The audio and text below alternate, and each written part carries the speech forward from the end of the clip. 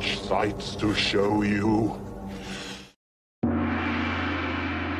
I think that music is too soothing. We need to get something a little bit more upbeat, you know? Like, what? Why flip me off? You don't like it? No, I don't like it. No, I like the music, but we just need something a little more upbeat occasionally, right? I think we need to stop fucking changing it every fucking 10 days. How about that? How about you get excited about something we have for once? You're always like, oh, we need something different. We had a great fucking intro with Captain Spaulding. Let's do something different. We had a great. There's nothing wrong with change, brother. We had a great Scott Bakula. Got old after a couple of weeks. Oh God, yeah, I was sick of it. I'm saying you did. I like all the stuff. I love the song, but you get restless. Yes. Let it stay. No, well, I would tell you to write your own, but I'm sure it would just come out AI. So, give me some time. I can write a jingle. I'm sure you could with I could write with the help of ChatGPT. No. Goodness. With the top of my guitar strings, dude. I'll recreate it. All right. Well, I don't think so. I got a bunch of songs here. I'm looking in Todd's library. Fantastic Voyage by Coolio. Yes. I don't want to play any of these because I don't want to get demonetized. But yeah. Happy Wednesday. I'm exhausted, but I'm in the process of waking up. Very tired. Got about 3 hours sleep the last couple of days, and waking up early in the morning. Today was for nothing. Yeah, you had to go to a doctor's appointment for the kid, and they postponed it or something. I had to go to like a specialist that we've had for a while, and no, they fucking got the wrong. They messed up. They messed up the appointment, and we weren't on the books today. We got to come back in 5 days. Ugh. They had us for the 29th. We were supposed to go the 24th, and I fucking woke up at like 6:45, and I have to stay up till 3 with the feedings, and I had 2 nights like that, and just we took forever to get downtown, and it'll get better after the first year. It'll get better. Yeah, who gives a shit? I don't know. How you doing, Silhouette? How you doing? Thank you for how come I can't show that? There we go. Emptied my ass before the show, so won't miss. I think everybody did. I wish I could say the same. I got the bubble guts, man. Because I tried to squeeze in like an hour and 20-minute nap. So I just woke up, and you guys know how it is when you're really tired and you sleep for anything under 3 hours. You feel like just ass. That's me. You can't do it. I can't nap anymore because I feel terrible waking up. Well, I don't like nap. I don't fucking like naps. I never like naps. A Sunday afternoon nap is nice. In between football games, it's nice. People. I don't think it's good for people to take naps. We should be getting good night's sleep, but my sleep is just wrecked lately. So what's up, Robert? Looking forward to this one. Hopefully you guys are having a good night. Yeah, I guess. Hey, Robert. I love the Night 90. Speaking of Night 90, I did get that in the mail today. So tonight I am watching the 4K Night 90. I'm excited. Well, I'm gonna watch it by obviously tomorrow night because we're gonna talk about it Friday. Friday, we're going to have Fango Friday. We're going to go over issue number 2 of Fangoria magazine. We're going to go over the digital file of that. And before that, we'll talk about Night 90. So I'll get a watch probably tomorrow. I don't have any time. I was able to watch this before I took that little nap. I forgot I had watched the episode of Tales from the Darkside last time too. I recently watched that. Did you? But I still skimmed it. I'm like, okay, I'll watch this again. Yeah. My mom's on. Quick. How you doing? Hey, Denise. Let's see here. Had to poop too before the show, Aaron. I mean, you get a little personal there, Doc. No, I'm just kidding. Was there blood in your stool? No. Was there blood in your stool too? That's it. I was thinking about the Greg Louganis. You ever watched that movie, Lifetime movie? Is there blood in the pool? Is there blood in the pool? It was a USA Network movie. Oh, it was USA Network. Okay. Mm-hmm. Starring Mario Lopez. Mario Lopez was a USA basically contract player because he was on Pacific Blue, which was a USA show at the time. Yeah, I know more about your boyfriend than you do. That should. So why know? I love Mario, man. Mario's the man. Let's see. Yeah, it's no longer number 2 when it's the 57th time. Silhouette. Thanks for the tip. Appreciate you. I'd be gone. You'd be dehydrated. You'd be that fucking meme everybody was sharing last year about that when they found that alien, that fake picture of the Was it alien. shriveled alien or something? Yeah, Or that what? it was that shriveled alien picture that supposedly was from Area 51, and it just became a meme. I don't know if I saw that. I'll have to check that out. You saw it. You just don't realize it. It was one of the biggest. It was the biggest meme of the year. Oh, okay. Yeah, you saw it for sure. Hey, all, what's up, Hoden? Hope. I called you Hoden. Sorry, my brain's Hope Jordan. Just returned from vacation. Oh yeah, where'd you go? Awesome. Hopefully, it was Branson, Missouri, America's finest. I love Branson myself, man. Hey, I took a vacation to Branson with my wife and met up with Aaron there. And we had a great time at the Titanic exhibit. Remember that? I we got a picture on the staircase, dude. Two of us. I wasn't trying to go to Branson. Todd had a grandmother you had a timeshare. Yeah. And then I happened to live in the adjoining. Well, at the time, I think, I was working in the city, but why am I talking about this? Yeah, you're working with Donnie Deutsch at the restaurant, right? Donnie Deutsch. You're working with somebody, dude. The fucking news guy, Donnie Deutsch. Donnie Deutsch isn't even on the air anymore. What happened to Donnie Deutsch, by the way? I don't know. That was random. He got a waiter job apparently in Branson. No, it's okay. Shit talk. Let's see here. I was thinking about the Brady Bunch guy. Sorry. I love the two dudes sitting and watching your show on TV. Love Tom Toll. Oh yeah. So what's it called? Henry Portrait of a Serial Killer. I feel like we're due to watch that movie again. Yes. I think the only time that we've done a film commentary of Henry was the first time Josh James made an appearance. Remember? Yeah. So that was a long time ago. And then we redid it back. Gosh, we redid it back in 2017. You and I did it. We did? I remember that. Yeah. Okay. Well, we can do it again. We still have to do Henry too. Portrait of a Serial Killer too. Yeah, I like that movie. So I'm eager for you to check it out. Yeah. Let's see. Hey, what's up, 990 again? Yeah, I can't wait. We're gonna get these episodes here soon. I'm just kind of banter to loosen up my voice, man. I feel good. I'm in a good mood. I'm just tired, and I'm just wet that whistle. Present that dick, big boy. Okay, I'm just kidding. Too early for that. I hate that I missed the first Fango Friday. I was on vacation celebrating my wedding anniversary. Congrats! Awesome. How long you been married? That's great. Wedding anniversary. How long do you think? Probably a week. I mean, it's been almost like 12 years from my wedding anniversary. Oh gosh, that's how delayed. I'm tired. I read that as she just got married, and that's why I thought. That's why I thought honeymoon or something. Yeah, okay. Yeah, I thought that's what you asked. Was like, well, yeah, dude, guys, I'm a little slow right now. Like nothing is clicking. And funny thing, when I first read your message, I read that as Fago Friday. I'm like, well, I wasn't here for Fago. You are one pathetic loser. See, we'll get those timed out right. So Todd needs to like punch those in when there's a pause because I was a little late to the game on that one. Fago Friday. We're doing it on Friday, so we'll be back Friday if you want to jump in. It was a lot of fun. But we should do Fago Friday randomly one day, and we come dressed as ICP. We're juggalos. Like, oh, you guys thought this was Fango Friday? Well, you can be one of the ICP guys. I'll be Fred Durst because he does the cameo on one of the songs, which I really like that song. Well, he gets around. Oh, I don't. Speaking of dressing up here for the Halloween show, I think it's got to be for Pet 2. That's the episode that we have to dress up for. Okay. Yeah, and then so I'm gonna dress up as my 1995 Halloween DIY costume as the Riddler from Batman Forever, just as I did when I was like 9 or 10. And it's gonna be great. Todd gets off a little easy because I think he just basically wears a Crypt Keeper mask or whatever. Yeah, I'm wearing my 1993 Crypt Keeper mask, and I'll be dressed up. And then I also have some stuff. Since we're doing Pet Sematary 2, I have some things I want to show off that are Pet Sematary 2 related that Aaron hasn't seen yet. So it's pretty cool. So I'm looking forward to showing everybody.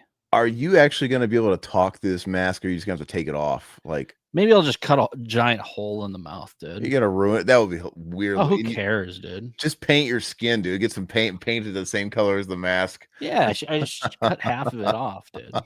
Okay. Let's see. Titanic 2 exhibit is a one-way trip, though. Yeah. It's worth the money. Let's say that. Once, it's good. Hey, we died because we were two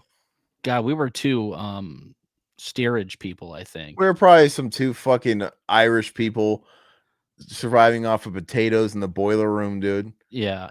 I don't. Yeah, we're the first to get it, man. when you go to this, most people don't even know what we're talking about. Okay, so sorry. When you go to this exhibit, it's almost like a choose your own adventure, and you're assigned a name, and then you're taken through the history of the Titanic, and you can find like your person that you are, and then you can learn specifically about them, and then you get to find out at the end if you survived or if you died. It's interesting. Spoiler alert: a lot of people died. Hey, what's up, Mutineer? Get nice and loose. Are we still talking about shit here? Because I'm feeling a nice and loose one coming. Silhouette, hey, Aaron, drink more Ovaltine. Oh wait, they don't make Ovaltine anymore. Okay, Hope. 6 years married and 16 together. Went to Wilmington. My husband and I got to go to Lucas Farmhouse, where they filmed the first Ninja Turtles film. We also had a lovely time chilling at the beach. You know what? I actually think I saw that because I think you added us on Insta, and then I added back, and I saw that North Carolina. And yeah, it's I would love to go to that and sit on the fucking Casey Jones porch on the porch swing and eat an apple and do the whole deal and meditate at Leonardo's tree. I saw you took a picture, I think, of you at the Leonardo tree. Question: did you find the tree, or did you just find one that looked close enough? Did they have it marked by chance? I'm sure they do. Well, I don't know how like much they flaunt it when you go there. Like, oh, this is sacred TMNT filming grounds. I don't know, but I would love to check it out. What else would I do in North Carolina? Not ride the public transit. You can go to the filming locations of God, what was that show that was Dawson's Creek? Wasn't that shot there? Oh, I don't know. Todd missed my topical reference. Okay. The stabbing on the train. No, yeah. No. Oh, but you know what's so funny? We'll get into the episodes in a second. Speaking of Dawson's Creek, man, I never watched that crap. I think that was the kind of thing Todd liked because you like. I watched it. My wife, dude. All the time. Did you see? Like they did a reunion of Dawson's Creek, and they were doing a live show for charity, and tape live or some kind of like a reunion. And at the last second, James Vanderbeek had to pull out, and he got that like Hamilton guy to act in his place as his understudy because he had a stomach bug, but he got stricken with cancer a few years ago. James Vanderbeek, yeah, colorectal cancer. Oh, Jesus. And he actually appeared, and they showed a photo of him. He like did like a live thing where he said hi and he introduced his understudy because he couldn't make it, and it sucks because he looks super gaunt, really skinny. Oh, really? Oh man, that's sad, man. Hopefully he's doesn't look good. Doing a little bit better now. Well, hopefully they caught enough. I think he had stage 3. Oh, okay. All I know is him looking as skinny as he does 3 years into it. I don't know. I don't meet a lot of people that look. All the chemo and shit messes your body weight up. I know, but when you're starting to look that frail, dude, it kind of usually means you're losing the battle. I don't know. In my experience, I don't know. Hopefully he's all right. I never watched the show, but I always get depressed when I see people like it's like Patrick Swayze back in the day, dude. Because same thing happened to him. It just ages you so fast, and it just eats away at your matter. And I don't know. I remember taking my mom to the cancer treatments, and she always smelled like cream corn, dude. That's like it comes from your pores, dude. The smell of cream corn, all the chemo and shit. Yeah, so she constantly smelled like that. I know a distinct smell of that, but I guess I never attributed it to cream corn. Yeah. Did somebody tell you that, or yes? Or is that, yes. Okay. I hung out with the doctors while she's doing that shit But so yeah, I was. But then they I was there actually all the time. they reference it as cream corn. Oh yeah, And so you're like, oh yeah, that's cream corn. Yep. See, maybe if somebody said, hey, it's gonna smell like cream corn in here, maybe that would have been like, oh yeah. But I never thought that. But yeah, it's just not it's not a good smell. No. But hey, let's stop talking depressing stuff. Yep. Join me in drinking some coffee. It's good for you. It will help wake you up and shit, kind of both. But I can't drink coffee because here where I live in Arizona, it is 5 minutes to 7. And I don't like to drink caffeine this late. Full stop, 7 p.m. I do not drink caffeine at all. And because I don't like to, just I already have trouble enough as it is sleeping. But yeah, okay, let's go ahead. Get started. Don't know about Dawson's Creek, but I know One Tree Hill is filmed in Wilmington. That's what it was. Sorry. Not 100% sure if I found the tree, but it looks very close to the screenshot we had. Rock on. Yeah, it's my fault. I'll stop bringing it up. I got a problem. All right, so Todd, go ahead and introduce the episodes that we're going to do tonight. Yeah, so the first episode we're doing is Tales from the Crypt, Only Sin Deep. So this episode is from season 1, episode 4. Originally aired back in 1989. So we can all get this queued up. Yeah, go ahead and everything should be linked in the video, so hopefully you guys have already got that pulled up. It's all from archive, so I mean it's not like it's a bad site or anything. It's a free archive. Yeah, so you're totally safe there. You can stream it. You don't have to download it. No, if you really don't want to. Let me go ahead and pull mine up here. All right. What episode is Only Sin Deep? Is this episode 5? Episode 4. 4. All right. All right, so we're going to start officially. We are going to watch Only Sin Deep, episode 4 of season 1 of Tales from the Crypt. If you guys are watching after the stream, it is located in the description of the video for you guys to enjoy along with us. We're going to go ahead and get started in 3, 2, 1, play. Okay. I have to say, so I usually watch both these episodes right before, just to kind of refamiliarize myself with them. I don't think this was a great episode. Really? Oh, you love this one? I love this one, man. It's all right. I love Leah Thomas, man. She is awesome. Leah Thompson. Sorry. What Dave Thomas. Wendy's on the brain or something. I do. No, it's good. I mean, like I said, I don't really think there's any bad episodes of this show, but I don't know. I thought it was kind of ho-hum. It's cool. I mean, I have no problem with it. And it's the total Pretty Woman, throwback. Of course, this was one of the original EC comic stories, Only Sin Deep. But yeah, it has the Pretty Woman vibes. It has the prostitutes. It has the pimps. It has all the good stuff. And Leah Thompson is just a badass in it. She takes no shit from anybody, even her pimp. So it's pretty good. I didn't. I don't know her dialect or whatever she's trying to do. I find it's like grating. Jersey or something. I don't know. Yeah, like really annoying. But yeah, it's all right. Yeah, so here we go. We got her. That's her like slut friend there. I don't think her pimp is. That guy comes up to her and he's like, "You need some representation." Who is her pimp? We don't know who her pimp. Well, she doesn't have a pimp. She's an independent contractor. Let's just say that. Yeah. But, it's this lady's pimp. So the pimp's trying to get her on board because she's like too hot to trot on the street. I mean, she's the hot piece of ace on the street. So he wants her. I don't know. I think she's a very attractive woman normally. I don't think she looks like great in this. They made her look really like 1980s skanky New York. And yeah, I don't know. I think I like that look. I mean, it's for the time, especially the 80s, and this was filmed on the Warner Brothers backlot, pretty much, which all of season 1 was shot on the Warner Brothers backlot. The director of this episode was Howard Deutsch, who is known for Pretty in Pink, Some Kind of Wonderful, some TV stuff, but yeah, I really enjoyed this. I mean, it's not one of the goriest episodes or anything like that, but it has the sleazy elements, which I like. I appreciate because I don't remember a whole lot of that in Tales from the Crypt. So you mentioned the Warner Brothers studio filming. Would that make her a backlot lizard? Yes. That's a guy. I like that one. Yeah. But basically, yeah, it's a pretty traditional type of story. Only sin deep. She wants that rich guy. Yeah, she wants the Richard Gere.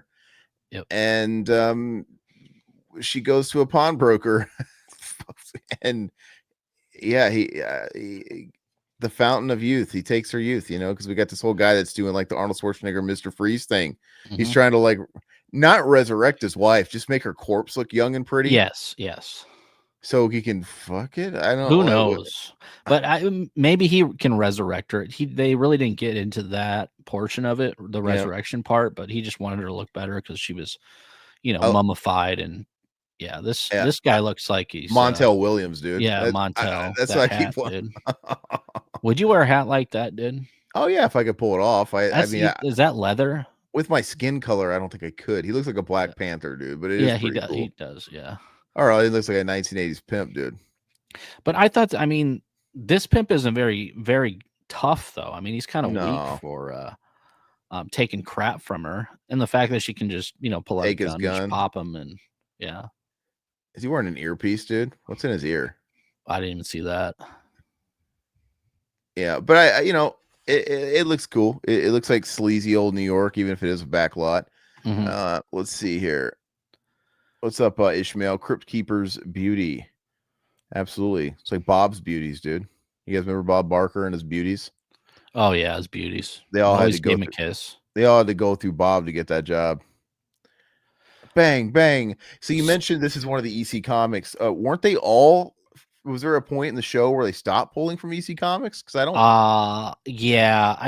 I couldn't imagine. I mean, they had so many seasons. I don't know how many seasons they had to this. What was it like? I feel like 8? 8, yeah. I couldn't imagine they'd have that many, do you? I thought they were all. I mean, maybe someone like 990 Robert would know, but I kind of figured they all. Maybe they were. Some of them were extra updated, like for the time. I don't know, but they're just classic campfire tales. Yeah. So she is just pawning shit. She's stealing shit and pawning shit. Yep. She stole it from the pimp. All his hot stuff, which that's what the pawnbroker says. Oh, it's too hot for me to buy from you, that sort of thing. Kicks her ass out, and before she's leaving, he's like, "Oh, come back here. I'll give you 10 grand to cast your face." Which you're like, okay, whatever, cast my face for 10 grand.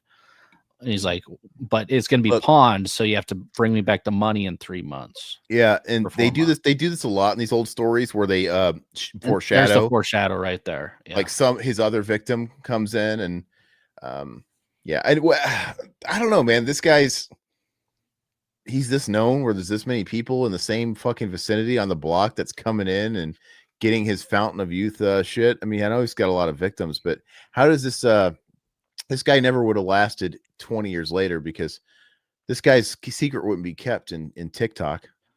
No, he's like the fountain of youth. It reminded me of your favorite movie, Death Becomes Her.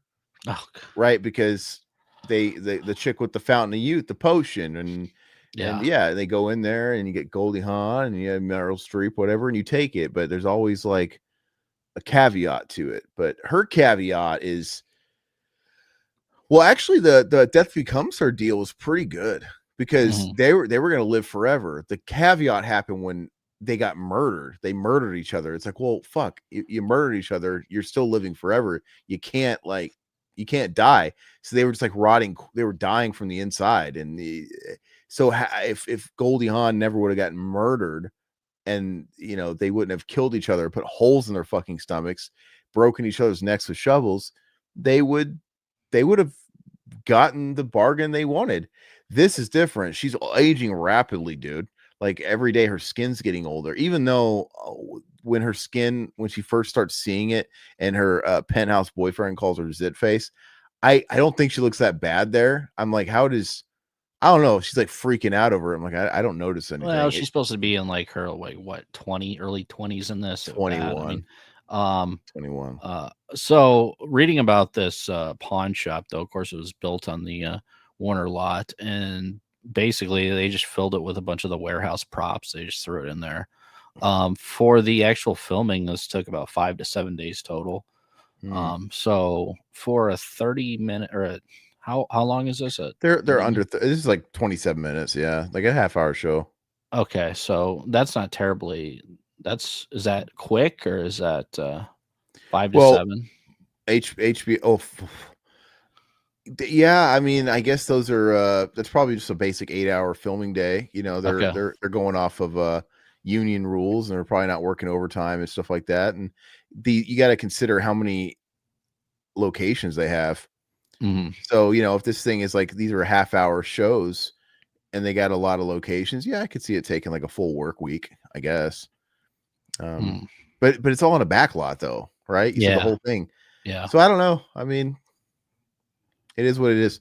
I think because it's HBO, they had the luxury of working just 8-hour days, not cracking the whip and making. But you could probably bang it out a lot sooner than 5 days, 6 days. So they're saying that the advantage of the first season of Tales from the Crypt and why it became such a hit was the involvement of the A-list producers, Zemeckis, Richard Donner, Walter Hill, Well, no Joe shit. Silver. Oh, you mean the powerhouses helped it? Yeah. The big producers with for money and name? for the first season especially.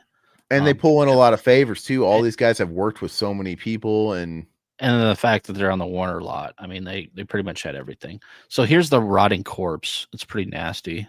yeah, looks like a dog. It does look like a dog. Yeah. Could just be his dog-faced wife, dude. And now she's spending all the money. Her 10 grand is just going up in smoke. She's like wasting it all on pedicures, facials, clothes.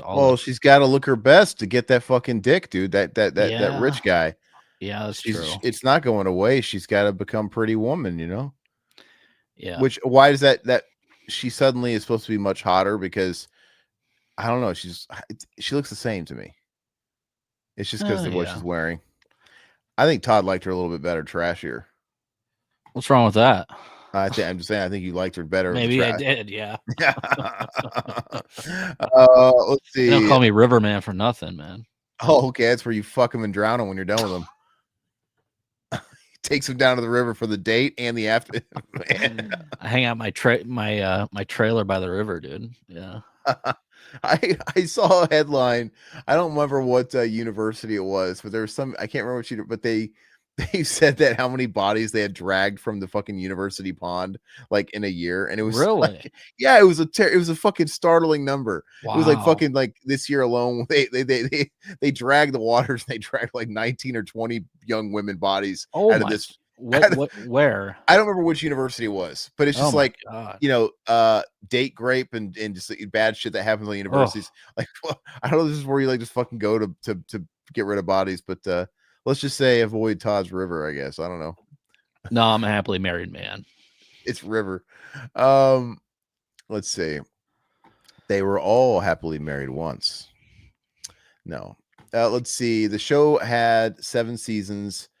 But yeah, the last cartoon episode was based on one of the comics. So all of them, but I used to watch the cartoon a little bit when I was a kid. I remember everything had a Saturday morning cartoon. And yeah, so I don't even know if people are really counting that. But yeah, if you're saying everything was based off an EC comic except for the last cartoon, then there you go. That was airing back when they also had the Addams Family cartoon. You remember that?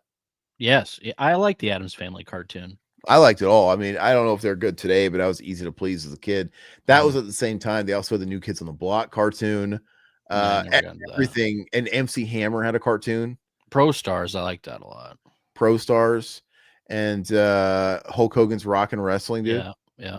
I think that was actually a couple years before. That was late 80s. But yeah, the New Kids on the Block and MC Hammer both. Think about how short-lived their fucking rise was, and they managed to squeeze out cartoons for them. The MC Hammer cartoon, he had talking shoes. They were like, oh yeah, I remember that. Yeah. Yeah. So Sylvia Vane is trying to seduce. What's his name? Ronnie Price. Ronnie Price. Yeah. Is that his real name or his fake name? His fake name in the show. Ronnie Price, Sylvia Vane. Yeah, that's they make it right here. I know, but I'm saying it's a little on the nose, but you can tell it's pulled straight from the comic, something super old. Yeah. Yeah, interesting. Ronnie Price. I bet she'd like his big vein in her mouth. But the thing about Ronnie Price is they were together for 4 months. Because we'll see in the next scene where she's pretty much living in his house. Yeah, that transition was kind of I think you blink and you miss that transition. Like, is this the next day? What the hell? Well, I mean, for as big of a playboy as Ronnie Price is, you think after 4 months he'd have a new girl or whatever. Yeah. But I don't know. Well, I mean, Maybe Sylvia Vane was just his he loved it for his vein. I don't know. he might have had pieces on the side. But yeah, so and then she doesn't so why is it after 4 months? Maybe I missed that because like I said, I'm trying to take care of kids. He pawned her beauty Did that for 4 months. Did her stuff age as soon as she missed a pawn window or something? Yes. Okay, so as soon as she missed her window to get whatever back, oh yeah, because you pawned she became a Crypt Keeper, yeah. So it's like, oh, you have till this date to give me the money back to get your bust back, which is you. Okay, got it. Yeah, I missed that. This is straight out of Pretty Woman. Yeah, Richard Gere. Yeah, this is it right here. And of course, that was the hot film, I'm guessing, at the time. That was probably 89 too. I'm sure. Yeah. It's probably the same year. Have you guys seen that meme that went around social media just breaking down exactly what Julia Roberts made after his offer? It's like, oh, he offered her because he did for to spend the week with me, it was whatever $1,000, and they crunched the numbers, and I'm like, she was making fucking X amount. It really wasn't that much. $1,000 a week? No. I don't know if it's 1,000, but whatever he paid her, I'm like, this really isn't that much money at all.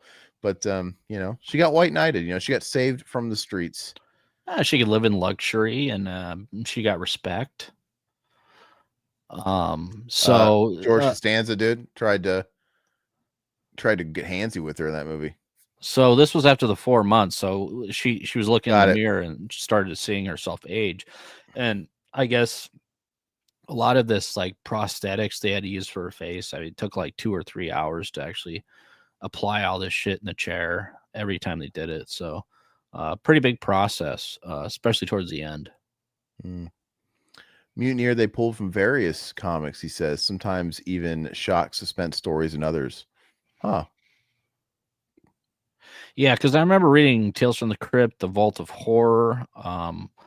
There was a couple other ones that Weird War Tales, like a lot of those old EC comics.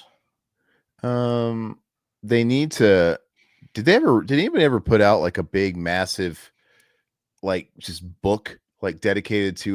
Did anybody ever publish a book off Tales from the Crypt that maybe had graphic novels? Well, what is the term I'm looking for? Just a big book that compiled the entire history, where they had like old issues, maybe even like the TV show. I don't know. I would like a compendium or something. Just a big. I don't know. I would enjoy reading and having that, where I can just reference it. I can go to any episode of Tales from the Crypt and learn about it. What it was based off of, the comic it was pulled from. I remember back in the late 90s when I was collecting comic books at the time, I started, they re-released a lot of the old Tales from the Crypt and Vault of Horror that I was rebuying them for the first time because they reissued them. I was, that's pretty much got me into reading a lot of comic books, was horror related stuff. So it's funny because a lot of people start with comic books and then get into horror, but I was complete opposite. Hey, that's so funny. So Darth Goracorn, he says, so there's possibly going to be a horror movie I want to see if it's made. It's kind of an aside. He says in an interview, and it's funny because in an interview, a director said they want to make a horror movie based on the Book of Enoch as the foundation for the script.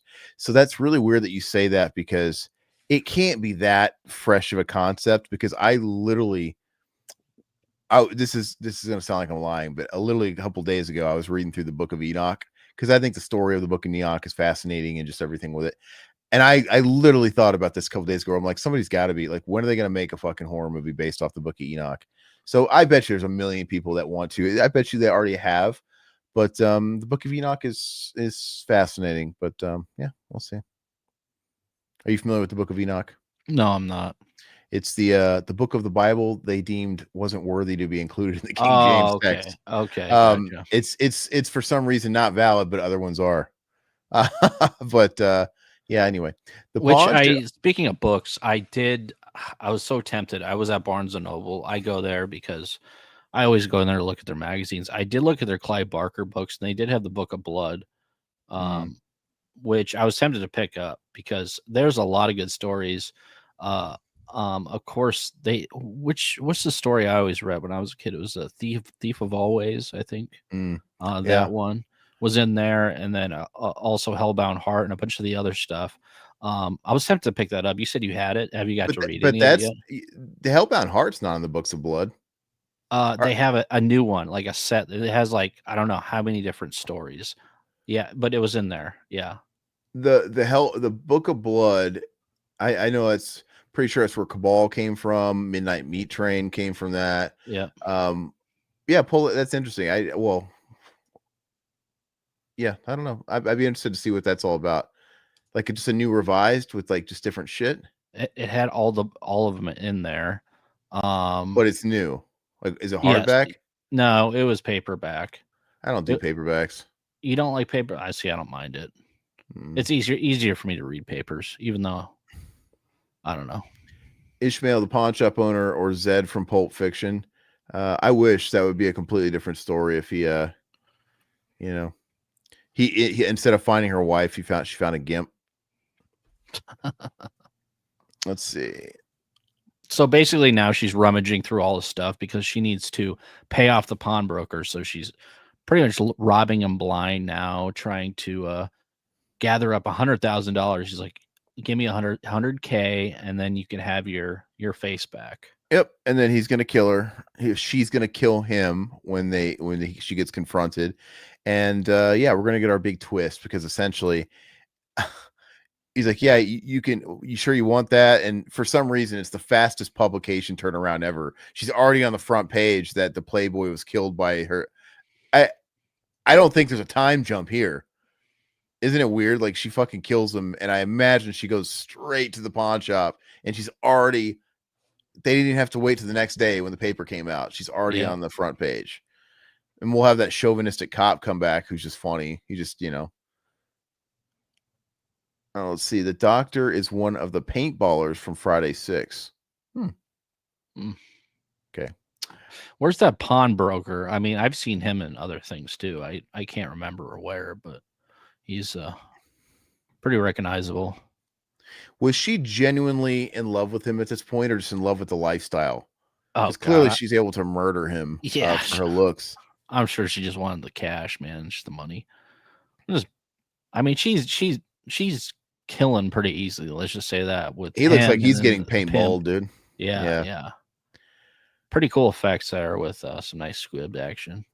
And we don't do that anymore. Like I think pretty much Hollywood pulled the plug on any and all gun effects. Like everything is CGI. No more blanks. No more none of that. Because we've pretty much Alec Baldwin. It was the Alec Baldwin thing. It wasn't the Brandon Lee thing. Oh, okay.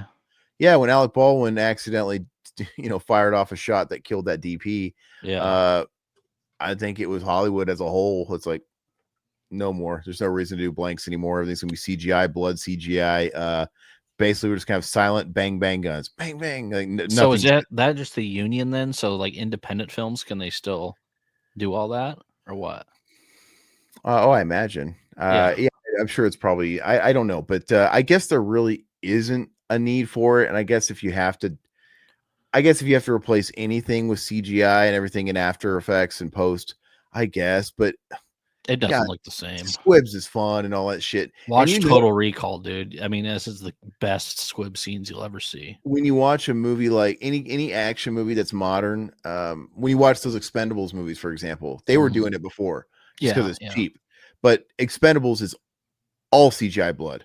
Yeah, the action is so fast and the cuts are so frenetic in those all modern day action movies. The cuts are so fucking frenetic. They're basically making up all of the action. It's just the way it's cut. It's like, why fucking bother at that point, like loading up squibs and wasting all that shit when it's so fast and there's a million bullets. But it doesn't make your movie as good. Like I was saying, Total Recall. I mean, the Human Shield guy. I mean, that looks amazing. You couldn't have it because you literally see the body like hitting, recoiling and shit like that, and you couldn't do it. But when you watch like the making of these new action films, it's literally just them playing with toys. It's like yeah, it's there's nothing.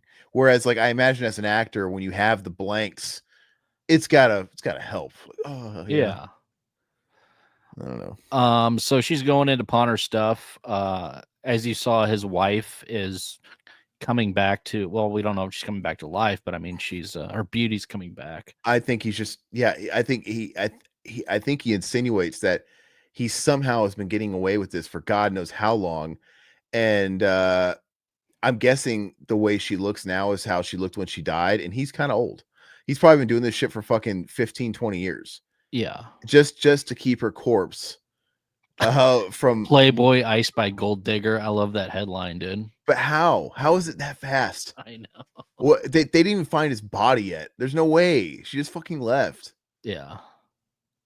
God. I don't know. The cop comes in, the Barney Fife, and this guy, the bartender's got some Randy Quaid energy. He does, absolutely. She's hiding from the cops, and then while she's back here, she steals the cast of her head. Which, what is she going to do with the cast of her head, honestly? Yeah, take it to somebody else that's going to be able to reverse it. Like take it to some other witch doctor in town. I mean, he pretty much, he put a curse on her, so he needs to undo the curse. So the mask doesn't mean shit at this point. Yeah. Well, maybe she doesn't know that. Maybe she's desperate. And it's like, I mean, I would have called his bluff. I'd be like, dude, officer, you want to see back here? He's got a fucking dead woman. Yeah, I know, right? He's got a dead woman. He's like, oh, wait, what is he going to say? Oh, well, that's the killer. Like, I'm fucking 70. I know, I'm old. Like, what the fuck what are you talking about? And I would have just called his fucking bluff. Yeah, yeah. So what do you have to lose at this point? She takes the cast, and it just ends with her breaking it on the street. And I guess that's it. Yeah, her friend, her hooker friend ends up running into her. Like, watch where you're fucking going or something. You fucking old bitch, or whatever she says. That's pretty funny. And they break the cast, and it's pretty much credits there. Which I like how they really didn't, say like, oh, that turned her young because she broke the cast and all that stuff. Which they just left it open to interpretation. I think it just I don't. I think she has sealed her fate. I don't think it really. They don't really. I don't really think these endings in this series are ambiguous. They're usually all pretty much like you seal your fate type of endings. Is that one of the Williams sisters, dude? It looks like one of the Williams. Watch where you're going, you trifling bitch. I think calls like says. Oh, trifling. She didn't call her old.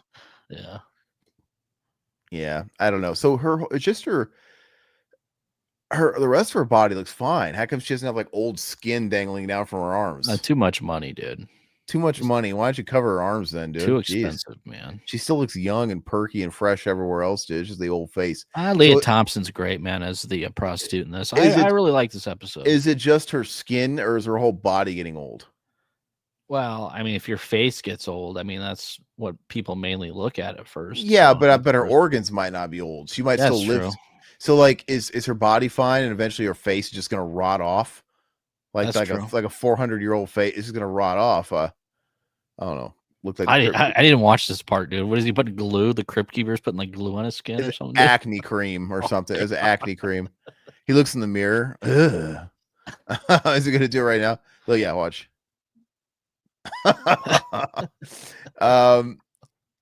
His face looks like a beat up pussy. But yeah, this is still the first season where John Kassir hadn't really honed the voice yet. He's talking like this. He's getting better though. He's trying to get better. He's keeping it really quiet and creepy, but obviously he's supposed to be really flamboyant and laughing nonstop and super and really punny. Mm-hmm. I love John Kassir does a lot of cons, and we saw him. Yeah, but he's always at con, and I'm surprised he's not a bigger deal. I don't know, man. Like he needs to come there. Does he come? He needs to come there with like a prop, dude, like an actual. Oh, that'd be awesome. And if he doesn't have one from the TV show, I'm sure there's somebody he could commission, like to remake another Crypt Keeper puppet, dude. Yeah. And but I think John Kassir is great. What'd you give this episode? Well, maybe it's because I was so fucking tired, dude. I don't know. It's par for the course for me. It's totally fine. I'd say it's a 6. Yeah, it's 6. It's I not a give bad this. episode. I give this an 8. I thought it was a lot of fun. So I see. yeah, Could have used Mario Lopez. anything to use Mario Lopez. But yeah, that's only Sin Deep. So that's episode 4 for you guys. All right, hell yeah. So we're gonna continue on. We're gonna keep doing this series. And what episode is next with Tales from the Crypt? I can't wait to get into season 2 because I think, like a lot of shows, it hasn't hit its peak yet. You know, Tales from the Crypt is gonna hit its peak right in the middle area. Let me see what episode 5 is real quick. Lover come hack to me. I don't remember that one. All right. Yeah, I'll have to bone up on it too. But anyway, guys, thank you. Stick around if you're watching live. We're gonna chill for just a minute, and then we're gonna get into Slippage, which is Tales from the Darkside. Let me just kind of like clear my throat, guys. No, you're good, man. I watched this one twice in a couple of months' time. Slippage. Yeah. Yeah. All right, let me pull up Slippage. You guys still with us? Mutineer 6. What's 6? 6 out of 10, he says. Oh yeah, I think it's, and believe me, that's good, man. I think the baseline for Tales from the Crypt is pretty high. Oh, I don't think you're not going to. Pretty good. I think the baseline for Darkside is a little lower. Like you can get a little shittier with Darkside sometimes. I think that would have been the case for the last episode of Tales from the Darkside for Todd, the Mookie and Blookie, or the fucking whatever it's called. Stand that one. Dookie and Bookie and yeah. I think I liked it a little more than he did. Yeah, you like that. It's just the 80s. It's just not. It doesn't have. There's nothing scary about it. It's actually a happy story, and they get their son back. Like, you know what I mean? It's like, oh, they're all playing Scrabble together, just like old times. Anyway, let me pull up this. God, I got so many damn windows open. Mookie and Pookie. All right, so I've got Tales from the Darkside pulled up. All right. All right, guys, so we're going to go and get started again. And we're back. We are here to continue Tales from the Darkside. Todd, please, if you please, introduce the episode that we're going to be talking about. So this is going to be episode 8 of Tales from the Darkside of season 1, airing May 19th, 1985, entitled Slippage. All right, and if you guys aren't already aware, the episode is available. We've got it linked in the description. This one is available on archive.org, like a lot of them are.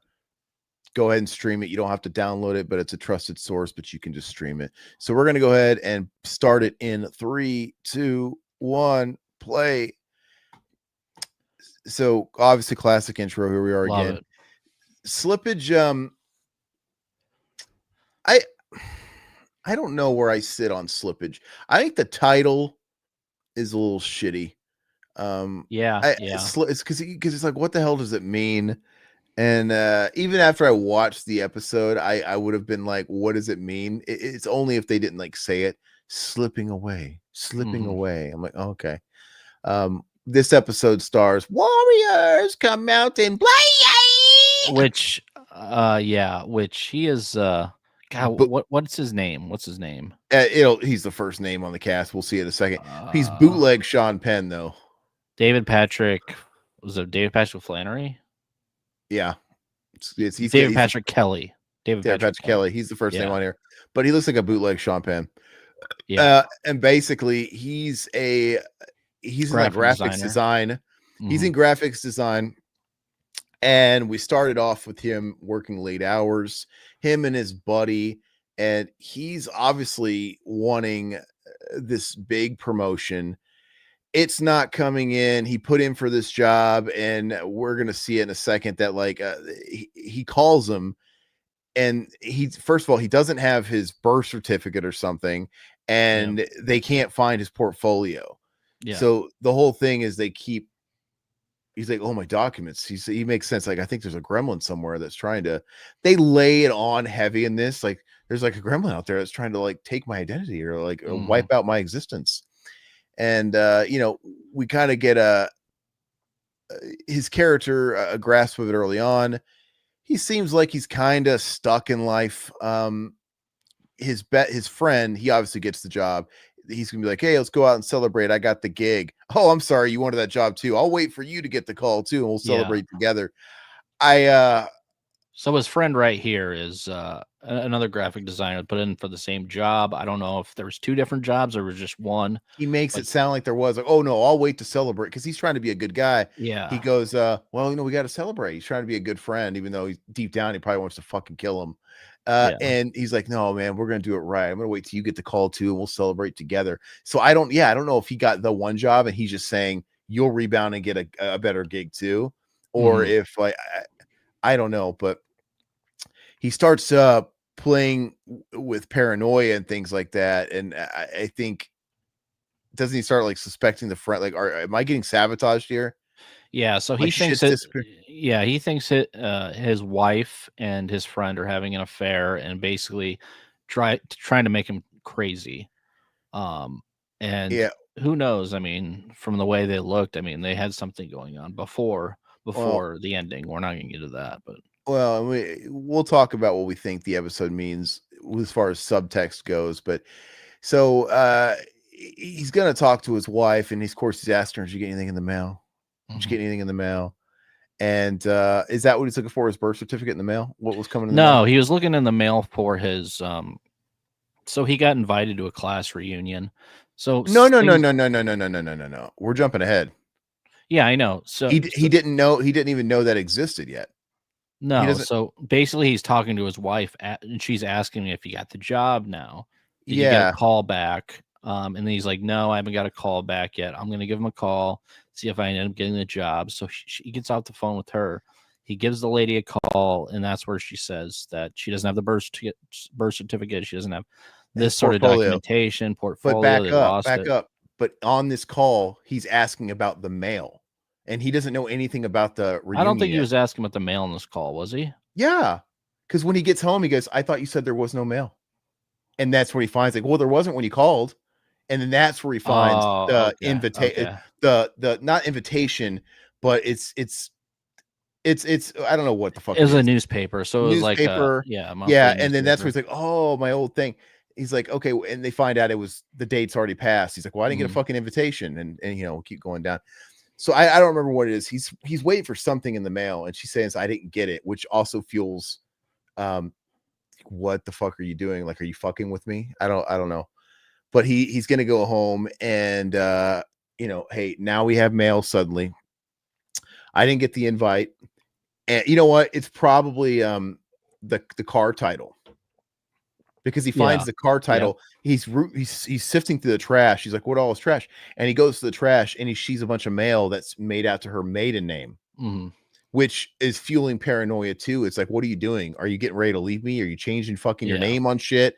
And then he finds the car registration and it's on her name. So I think that's what he was looking for, is the car title registration. And it makes her look like she's lying, and she's up to something, which I didn't know a spouse could so easily fucking take a car under you like that. I guess maybe with some forgery shit. If you're married, I don't know. I mean, maybe it was different back in the 80s. It would have to be like would have to have the car title, and she'd have to do a lot of forging. You'd have to sign it over and forge names, and whatever. So this episode was actually directed by Michael Gornick. So you Creepshow 2 fans out there, this is and of course Dawn of the Dead. He was the Dawn of the Dead cinematographer and Day of the Dead cinematographer. So he's of course close to Romero. So I didn't know this was a Gornick directed, but it was pretty interesting when I found that out. I got the Creepshow 2 Arrow LE that came in as well. I'm waiting for that. I'm not gonna. That's going to the back of the list since we just recently watched it. But I'm looking forward to breaking into that soon. So yeah, his wife acts weird. She almost does. She seem a little money hungry to you? I mean, like with her, like or just motivating? Call back, call Well, again. she seems like she wants out of the marriage and she wants his friend, Or you know. or or is that all She in his thinks he's a head? loser. No, I But think she thinks he's a loser I and she think they wants leave out. it ambiguous because he's like Yeah. thinking he's probably feeling insecure. Like, you could have married him, and you thought I was going to be this, and I'm losing in life now. And is it the way he's spinning it, or is it real? Like, I don't really know what they're trying to say subtext with this episode, because I mean the episode ends how you imagine it's going to end. They all keep slowly forgetting him. He's going to go to his mom's, and his mom doesn't know him. He's like losing his mind. And then yeah, eventually they're all going to forget him, and then she's going to be with the best friend, and you're going to see the little fucking invisible door close because now he's completely invisible. He's completely slipped away. I don't know. Like, what are they trying to say with this? Like, he legitimately disappears. So he has a chin that can kill. So who do you think has a better chin, him or Bruce Campbell? I like how Todd answers my questions with questions. Like that's all I could think. I'm dead serious. I can't stop looking at it, man. I'm sorry. Well, what are they trying to say with this episode? What is the theme? They're really Insecurity, midlife crisis. Like ambiguous. what? Pretty much. I think he was fed up with life. I don't know. I mean, he didn't seem very happy, even.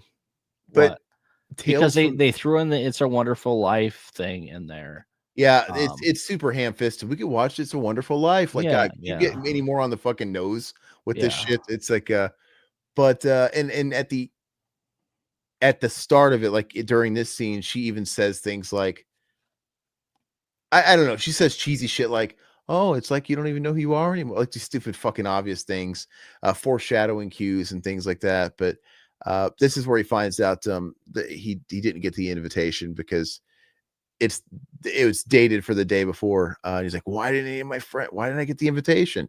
So he calls his friends, and he calls his best friend, and I think he talks to his wife, and she's never heard of him. And yeah, then he's gonna go to his mom's house. I don't know. I watched an episode like Tales from the Crypt, like we just did with It's Only Sin Deep. The messaging on that's pretty on the surface. The vanity and all that shit. I don't know what they're saying with this episode. What are they saying? I don't know. It's like more psychological, open-ended. Like, I mean, like we were saying. But is he supposed to be like the middle class everyman that struggles at the desk, and he's just he feels on it? Is he the guy that fucking hangs himself by his tie? Probably. I mean, I don't know. It sounds like his marriage isn't going very well. Obviously he can't get the promotion, that sort of thing. I don't know. I really don't think a whole lot into these because it seems like the past couple of them are pretty much like this, where we don't know exactly what they're shooting for. Mutineer existential crisis about feeling like you don't exist. Yeah, I guess I want there to be more than that. I mean, they're short episodes. This was, of course, David Patrick Kelly, famous for The Warriors and Twin Peaks, played the lead, and this was filmed quickly, cheaply, often tight shooting schedules, 2 to 3 days or 3 to 4 days per episode. Let's see. Well, a lot of these episodes are from Tales from the Darkside, unlike Tales from the Crypt. This is like a couple of locations, but mainly we have her apartment, and then we have his office, which could have been on the same lot. This could be in the same fucking studio. It was studio. filmed in New York, New Jersey area. This could all be in the same studio lot, and like literally his office is probably on the other wall, and I guess in front of his mom's house is the third location, which could also be on the same lot. I don't know. I'm just kind of surprised that I feel like they could bang this out really quick, but a few days, I guess. So, of course, the music was done by Donald Rubenstein, which you'll know from Martin, Night Riders, George Romero, brethren. So I like how when I said I just want a little bit more when we're talking about exit, the theme, and Todd just like, well, what do you want? It's a short episode. And he moves on. I'm like, no, you give the show too much of a pass. you're so forgiving. Well, it's a short episode. Like you could say a lot in 22 minutes. You could say a lot, but I mean, I like it ambiguous. I don't need to know everything. I mean, just give me something entertaining, something to think about. And the fact that we're talking about it to this day, I mean, there's obviously a reason the show was popular, because if we knew exactly what happened, we'd be like, oh, there's another shitty episode. I don't know if it's so much ambiguous. I think Meatnear's right. I think it's just simple. It's just accidental. It's so on the nose. It's so on the note. Like they keep beating it over the head, and I'm thinking there just has to be more. I want more out of this, because it's, I don't know. It's a wonderful life quotes and all this shit and everything that keeps, they're beating it. You know what's going to happen at the end. There is no twist. It's not like, I don't know. I want more. Remember magical rule number 4. Always leave them wanting more. Oh, okay. Is that Dr. Vink? Dr. Vink with Vink with a V. Robert, it's not a very good episode. Yeah, it's just ho-hum. It's whatever. I don't think it's written very well. I really don't like the dialogue. The dialogue drives me crazy. And these are all really good actors. Like, he's a good actor. He's been he's in Twin Peaks. I know he's Twin Peaks, but I want to say he's also is he also in 48 Hours or whatever, which is also directed by let me look it up. So here's Grandma Ma. She doesn't know her son exists. She's losing it. K-Pack Commando, Dreamscape, The Crow, Walter. But I'm saying Walter Hill also directed 48 Hours. So let me see if he was in 48 Hours. Yeah, he was. Yeah, because you see him in other Walter Hill movies and shit like that. Or another 48 Hours. Okay, one of those. And he's a good actor, but I think the dialogue, he doesn't have a whole lot to work with. He was in Demolition Man. I don't remember that. I don't remember either. Gory Tiger, what's up, brother? Hey, Gory. Hopefully you were around. We just finished watching Tales from the Crypt. But as usual, I'm looking forward to the episode. Oh shit. Will we do these back-to-back ones? I wonder for have we yet to come across one where we like the Tales from the Darkside better than the Crypt for that episode? Because I think Tales from the Crypt is just usually better. Yeah, now, I don't know if it's ever going to align. Like, it might align to where we get like just one of the top shelf Tales from the Darkside episodes against a ho-hum Tales from the Crypt. Because, like I'm telling you, Tales from the Crypt usually doesn't fall below a 6 at worst. It doesn't, but Tales from the Darkside just has this, I don't know, just thing about it. It's a very Sunday, Saturday afternoon easy watch where you lay on the couch and just watch it. I mean, it's nothing you have to really turn your brain on for. I don't know. There's something about it. Brings back a lot of good memories watching this. It looks like an after school special the way it's shot. Like if you're not listening to it, like I'm listening to it muted, and it looks like they're talking about erectile dysfunction or something. I don't know, or like, I'm on drugs or something. I don't know. It's all right. I mean, it's not the best, but I mean, it's way better than like a Freddy's Nightmares, I think. That sort of thing. Well, nobody's saying it isn't. Freddy's Nightmare is the fucking worst of the worst. It's fucking terrible. I'm not saying it's not good. Wish we did, like, how many episodes of that did we do? Did we even do the second one? Did we do 2? Oh, I think we did multiple ones, but I think we did 2 max. I think we stopped. I think episodes. Which one's the one where the kid's working at his dad's burger restaurant? The fast food one. Yeah, that might be the second one. I don't know. I felt like I prepped for it, but I felt like we didn't watch it. I felt like we didn't talk a whole lot about it. I don't think. No, I feel like we stopped. I don't think we did commentaries for. Yeah, there's only one Freddy's Nightmares video. We didn't do both of them. Oh, we just did I watched it and I'm like, I don't know. It's just with Freddy's Nightmare, the first episode is the best. They blow their wad on it, and even that's not very good. And it just kind of gets worse. And after I watched that fast food episode, I'm like, God, I can't fucking do this. I'm sure if the Romero and all those guys had the money to actually make, put a lot more money into this, I mean, they could be better. But for what they had, I think they're still pretty entertaining. Money always makes it better. Budget always makes it better. Yeah. I mean, Tales from the Crypt is just the scale is much better. It's just they have more money. They got bigger stars. They got better acting. They got big time directors. The Warner lot. Yeah, I mean, these guys get Creepshow 2 directors. Yeah, the other fucking guys get Walter Hill and fucking big directors. And so the wife. It's funny how the wife and the friend are like the last last people to get wiped out. It's almost like the Langoliers are here and they're like slowly chomping away at his existence, and they're at the last edge of that, because right now the wife literally was just going through his annuals, his school yearbook, and he disappeared like Marty McFly. Like he's erased from existence. So it's weird. We have to just, in this universe, they could all be part of this mental illness. It's not like it's just affecting him, which would make sense, because then we could play with the notion of, is it all in his head? Are they really doing this to him, or is he but no, the wife's in on it too. Like, we just saw the wife in a completely different setting where he was not, and she's like, what? He vanished. Yeah. It's like, all right, so I guess he's legitimately disappearing. Yep.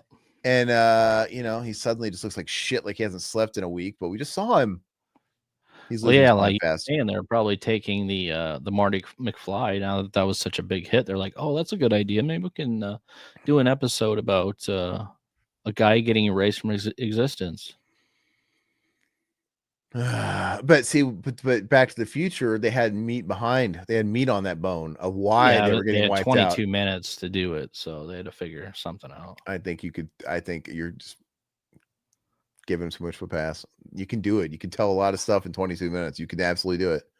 Man, you act like this episode's bad. I don't think it's bad at all. I think it's okay. It's fine. I think a lot of these so far are middle of the road. They're just very 5 out of 10, so far. We haven't gotten to the good shit yet. I mean, the classic episodes, they hit their stride a couple of seasons in, I think. Yeah. Because the first season is just what it is. Yeah, I don't think we've watched any of these that I thought was more than like a 5 out of 10. It's okay. I mean, I like Trick or Treat. I like the pilot, Romero's pilot. I think that's fun. Where have I seen The Friend before? I feel like has he been anything else? Oh God, what is his name? Back in the 80s too. He's got like that when you throw a suit and tie and you give him that fucking like haircut, because he looks like he looks like he could be 40, but he's probably like 25. Is this Philip? Okay, Chris Wood. Okay, Chris. He was in Gorp. Remember Gorp? The comedy. No. Christmas Evil. Jersey Girl from 1992. I guess I could recognize it from Christmas Evil, even though it's been a while since I've seen. I guess maybe that's where he is. Ted 2. PlayStation owner. Oh, he's uncredited. Never mind. It's got to be Christmas Evil. Yeah. It's got to be Christmas Evil. Saints and Sinners. I like how he just vanishes, dude. He's got to narrate the whole thing. It's very sad. We all feel invisible. I don't feel invisible. I see, the thing is I want to feel invisible. I wish people couldn't see me. I wish you want to be peeping at the Gold's Gym locker rooms is what you want to be doing. Dude, I wish this guy's got like a Herbert West quality to him. Put some glasses on him, dude. Yeah. And give him a syringe.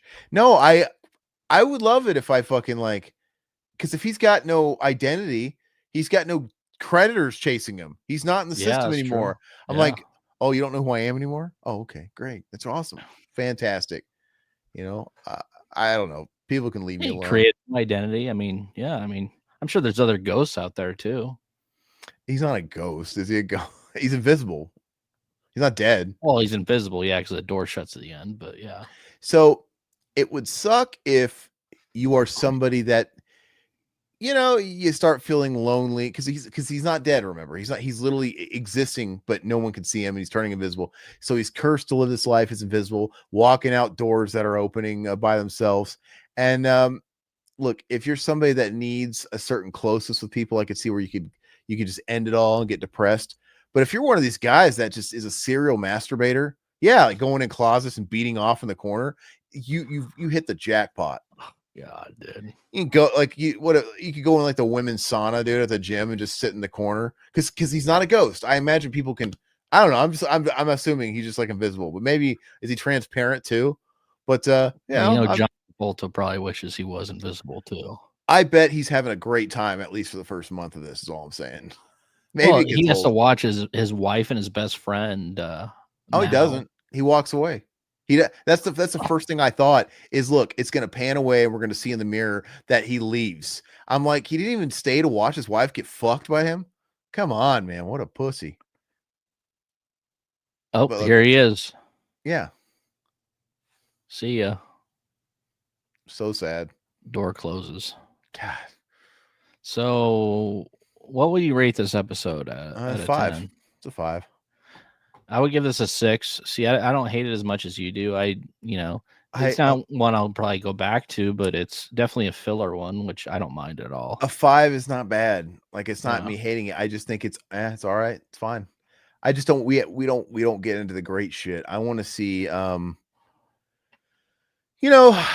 what season is it where they have the mummy's tomb? I don't know. I can't even remember. Where they're talking to the mummy and they're in Egypt or whatever, and they're locked down there with the mummy. You know the one I'm talking about? No, I don't. You don't know that one? No. There's a point. All of the 5 Mutineer says 5. So there's a point where all the or maybe episodes, he's talking about a 5 out of 10. I don't know. 5 out of 10. There's a point in the series where all the episodes I remember fondly as a kid, we're not there yet. I think they're somewhere in the middle. They're all in the middle. But this one could just be a creepy idea. If this did start to happen to you, it would be horrible. You'd wonder if it was real and you were going crazy. But then you would go into locker rooms and just like beat it in the corner. But I get it. You need more in life than this. Maybe it would get old fast. I don't know. Well, I don't think what you do now. I go into locker rooms invisible and beat it in the corners. How do I don't have the power to be invisible, Todd. I wasn't talking about the invisible part. Thing is, you could go into like you could do that. I always thought about these situations where people go into the women's locker room, like all these 80s sex comedies. I mean, how would you like to go in these fucking locker rooms where they're all private, they're all fucking farting and shit like that and being disgusting, all the stuff they don't want to do in front of guys, Be like Porky's and Nurse Ratched did. Yeah, or like the shit sisters, dude. What is that? What is it? Diarrhea Twins, yeah. The Diarrhea Twins, the battle shits, dude. Yeah. Which they do the exact same gag in Detroit Rock City. Oh yeah. Detroit Rock City did it first. Yeah. Anyway, I don't think it's some plot by his wife. It's just a weird tale about the unknown. It's just the idea that we think we understand the world, but maybe people fall through the cracks for reality, and he ceased to exist. Yeah, 5 out of 10. No, I know what it is. I just wish there was a little more. What can I say? 5 out of 10. So, all right. So that's that. What is going to be the next up episode for Tales from the Dark Side? I will have to look that up real quick. I didn't pull that up. So, episodes. And I'm not against going back to Freddy's Nightmares, guys. If you guys want to see it, I don't. Maybe that's one where we can cherry pick a little. I don't know if anybody can point me to some episodes that are really good, so I can skip ahead. Because, yeah, Inside the Closet. Oh, Todd's favorite topic. What's that? I'm just kidding. I'm just joking. Call me R. Kelly, Trapped in the Closet. Part 7. I wonder what that one's about. It's probably not what we think it is, being so old. Anyway, so yeah, we're gonna watch Trapped Inside the Closet next time. Inside the Closet, yeah. Oh, Inside the Closet. Oh, he's okay. Oh, this one. Okay. Oh, you know this one? Yeah. Inside the Closet is the cover art, I think, of the the monster, the cheesy monster on it. Yeah. Oh, so it literally is a monster in the closet. Okay. Yeah. Okay, so that's obviously the classic. Okay. All right. Well, I'm looking forward to that then. Rock on. Yeah. All right, guys. Well, is there anything else you guys want to talk about before we wrap up? I'm gonna crash, dude. I'm gonna go to bed. I'm watching the Night 90 tonight, so not me. Yeah, I will be doing that, and then Friday we'll be talking about Night 90, and we'll also be talking about issue 2 of Fango, which will be a lot of fun. So yeah, join us for that. Yeah, I want you. Yeah, definitely. If you haven't checked out our first episode of Fango Friday, where we went over the debut issue last week, it's a lot of fun. I think those are so much fun. I think there's a lot of stuff to talk about, and I had a great time. We've been getting some mixed feedback. Some people don't like the old shit, like the sci-fi stuff, but I do. I like to see where the sausage is made, where Fango actually came from. So, if you're not into sci-fi, just hold on, give it like 5 or 6 issues, and then there'll be a lot more horror stuff. It had to find its footing. I mean, Yeah. you know what, Starlog or whatever Yeah. they didn't really know. I read that Fangoria was supposed to be a fantasy magazine up until the 11th hour called like Fantasia. It had some fantasy play on words name. And I was reading that like in the 11th hour they shifted. Yep. And so maybe it sounded like they didn't know what the fuck they were doing at first. And start taking off when they probably got a lot of good, they're probably getting people paying for ads and stuff for a lot of the horror stuff, and they found like, okay, maybe the horror stuff is the way to go. So I think we did dig that cat last episode. We because we're going in order. We did dig that cat. That might have been the last one we did for Tales from the Crypt. So yeah, we're going through these all in order. I think we're only like 4 or 5 episodes deep into the first season of both this and Tales from the Crypt. We did do Dig That Cat though, with the 9 lives. Yeah. That was a good one. Yeah, it's the Circus Freak show and the circus. Yeah, go back and check that one out. Joe Pantoliano or whatever. Yeah, that's a good episode. That's a really cool episode.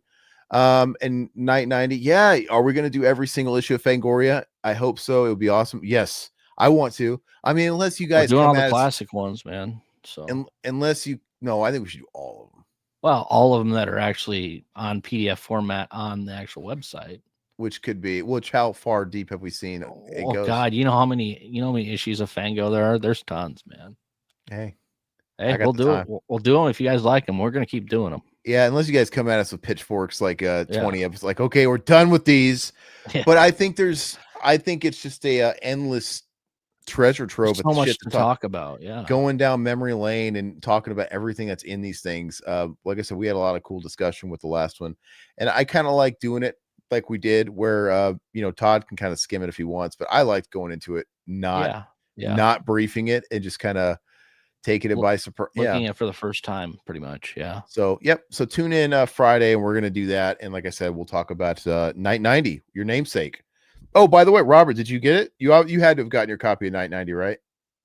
No spoilers, Robert. Yeah, don't tell me how it ends. But yeah, so we'll talk about that Friday as well. If you do a bunch of them, I will definitely make a playlist. 100%. We're going to do them every single Friday. So, all right, we'll hope to see you then, and we'll check you guys out Friday. That'll be 10 o'clock. 10 o'clock, yeah. Central Time, PM. Yep.